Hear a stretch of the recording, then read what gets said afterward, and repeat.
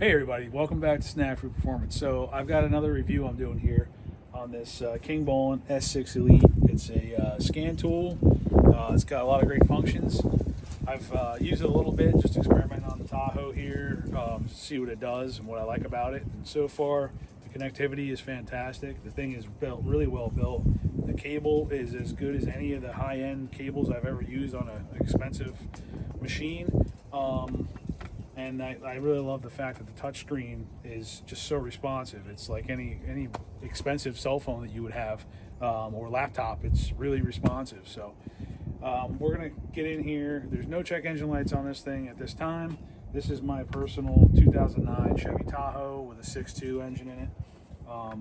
There's no check engine lights at this time, but we're just going to run you through, show you what the simple diagnostics are, and tell you a little bit more about how to use this thing, get in there, hook it to the vehicle, and we're just going to try to pull some codes and see what might be there or what might not be there.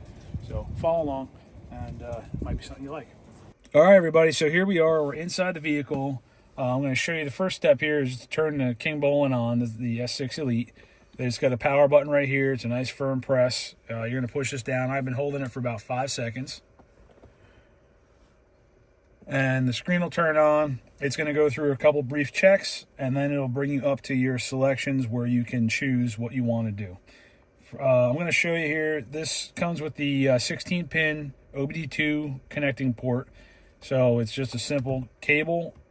It's got this connector end. You're going to find your port, which is right here underneath the dash on this Tahoe. We're going to connect it. You'll hear a beep when it's connected and there's power there.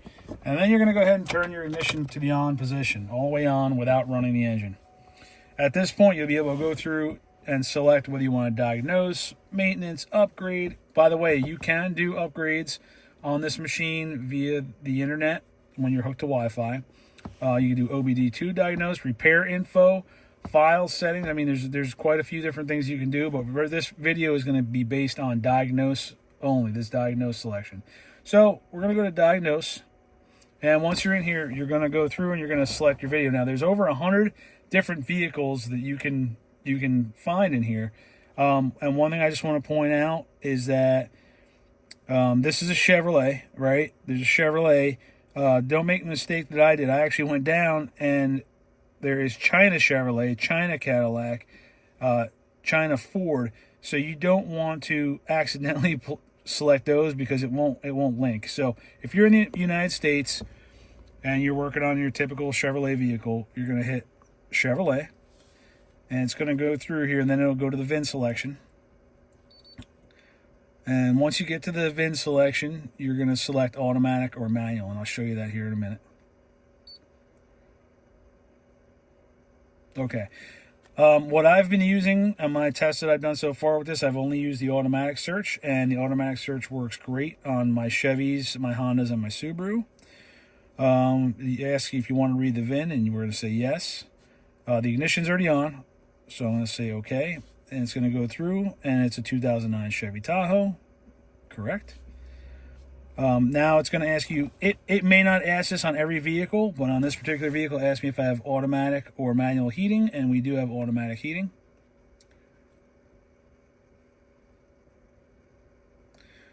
And then on this one here, it's going to come up with another question for our suspension system, and yes, we do have the better suspension system. The Magna Ride, or whatever it's called there, magnetic ride suspension. So we're going to hit system selection, and now you can see that once we've hit that, you can select whether you want to work with the engine, the transmission, the body control module. There's a number of different modules that you can communicate with, but for this test, we're just going to go straight to engine control module. All right, and what we want to do is read DTCs. So let's hit read DTCs. Display DTC and see what's up. All right, let's let the car run for a minute here.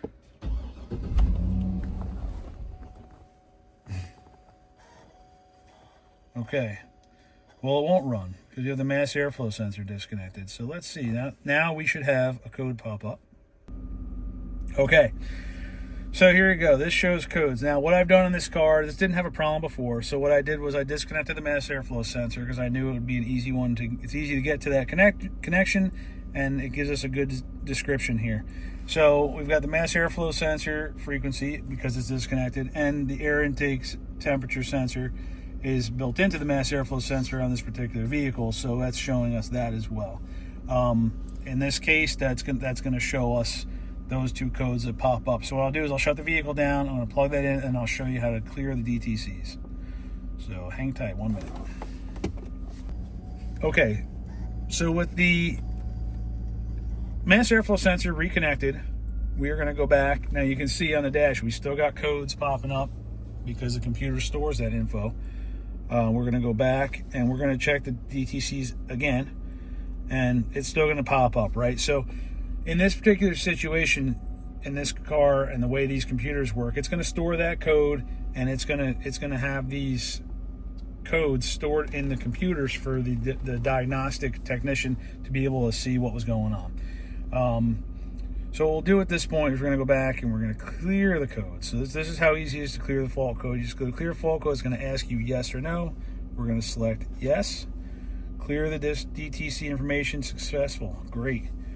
All right, so now if you want to verify, so let's say you think you got it fixed but you aren't 100% sure, you can go back through and check for DT and no trouble codes. So it successfully cleared the codes, it's reset the computer, now you're able to drive the vehicle.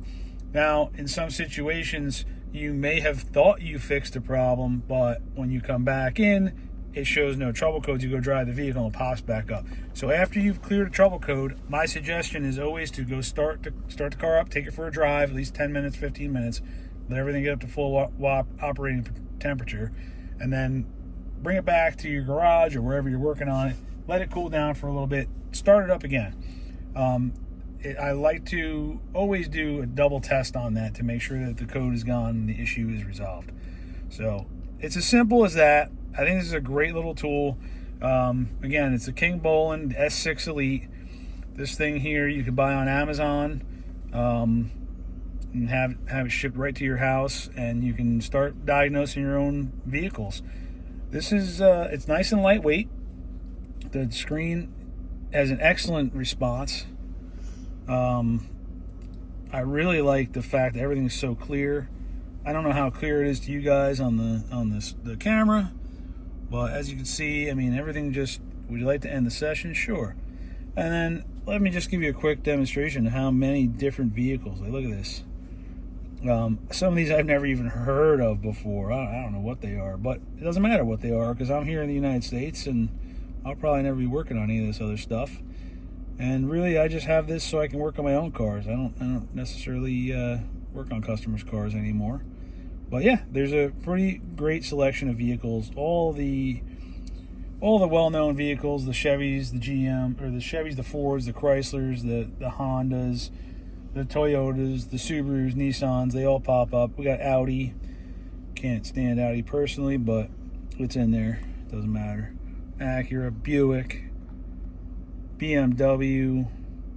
So that's that in a nutshell. I like this thing already. We're gonna have to give it a little bit more testing time and see how it works.